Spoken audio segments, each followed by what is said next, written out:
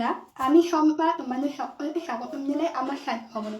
তো আজ আমি একটি অন্যরকম ভিডিও নিয়ে চলে এসেছি তোমাদের কাছে। তো এই দেখো, এগুলো হচ্ছে ডালের বড়ি। তো ডালের বড়ি কীভাবে দেয় সেটাই একটা তোমাদের সাথে আমি শেয়ার করবো। তো ডালের বড়িগুলো দেখো, পুরো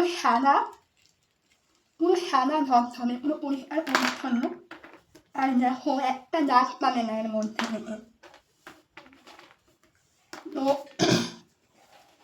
তো এত সুন্দর ডালের বড়ি, মানে এত সুন্দর সাদা এবং পরিষ্কার পরিচ্ছন্ন ডালের বড়ি আমরা কীভাবে দিলাম সেটাই তোমাদের সাথে শেয়ার করবো। তো পুরো ভিডিওটা দেখতে থাকো, স্কিপ না করো। তো বন্ধুরা, এই হলো বিউলির ডাল আর এটা হলো চাল কুমড়ো। ওই চাল কুমড়ো এবং এই ডাল দিয়েই বড়িটা দেওয়া হবে। আর সবথেকে দুঃখের বিষয় এই যে চাল কুমড়োটা বেশ কিছুদিন রাখার ফলে নষ্ট হয়ে গেছিলো। তো এই হচ্ছে ডাল, আর এই ডালে আমি জলটা দিয়েছিলাম। আর এই দেখো চাল কুমড়োটা পুরো নষ্ট হয়ে গেছে। তো অনেক কষ্টে আরেকটা চাল কুমড়ো ম্যানেজ করেছিলাম। তো এই সময় চাল কুমড়ো পাওয়া যায় না, তাও অনেক কষ্টে পেয়েছিলাম। তো এবারে চাল কুমড়োগুলোকে পিস পিস করে কেটে নেওয়া হবে।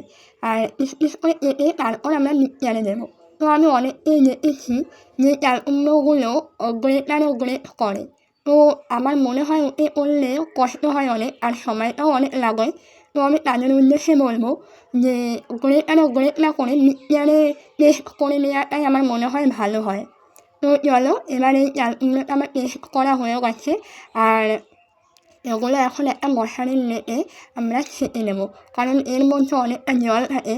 আর যদি চাল কুমড়োতে জল থাকে তাহলে বড়িটা লাল হয়ে যায়। তো এখন এই চাল কুমড়ো থেকে জলগুলো আমরা ছেঁকে নেবো। আর এর থেকে দেখো কতটা জল বেরিয়েছে, পুরো হাফ বালতি হয়ে গেছে জলে। তো তোমাদের দেখাচ্ছি, এই দেখো পুরো কত হাফ বালতি জল হয়ে গেছে পুরো। তো এবারে সেই চাল কুমড়োটা আমরা শিল চাপা দেবো, যাতে যেটুকু জল আছে সেটুকু মানে বেরিয়ে যায়। তো চলো, এবার যে ডালটা ভিজিয়ে রেখেছিলাম সেই ডালটা ভালো করে ধুয়ে নেব। তো ডালটা মা ধুয়েছিল যাতে এর মধ্যে কোনো নোংরা বা কিছু না থাকে, তো সেই কারণে। তো এবার এই ডালটাও আমরা মিক্সচারে পেস্ট করে নেব, কারণ শিলে বাটতে গেলে অনেকটা সময় লাগে আর কষ্টও হয়। তো বন্ধুরা, এই সূর্যটা দেখানোর কারণ হলো যে আমাদের সমাজে একটা কথা আছে, যার হাত ভালো না সে যদি ডালে জল দেয় তাহলে নাকি সূর্য ওঠে না।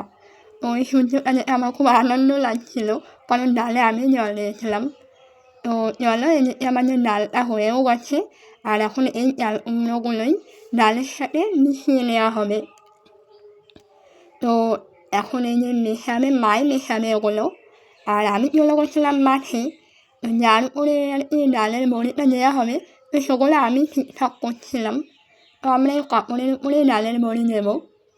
তো এটা আমি ঠিক করেছিলাম।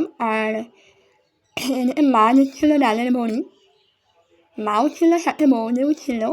আর আমার ডিউটি ছিল ডাল ফেটানো।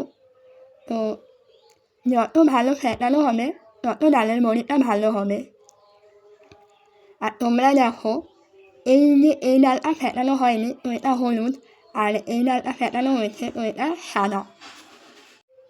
তো আরেকটা জিনিস তোমাদের দেখাবো।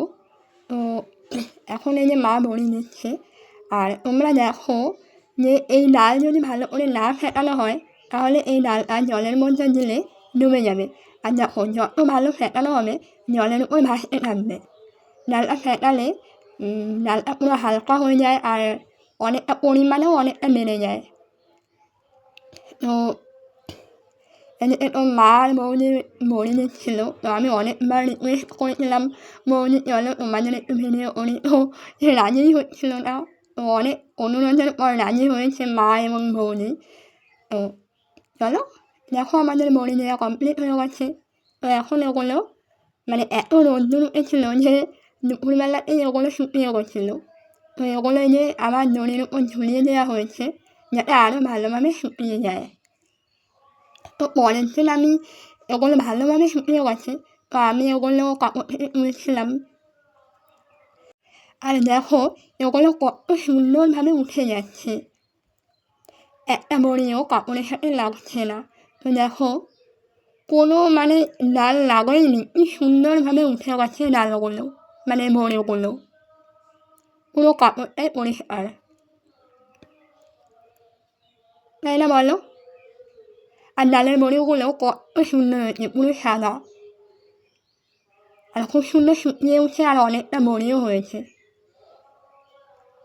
তো তোমাদের কেমন লাগলো আমাদের এই ডালের বড়ি দেওয়ার প্রসেসিংটা আমাকে কিন্তু কমেন্ট করে অবশ্যই জানিও। দেখো কত সুন্দর সাদা।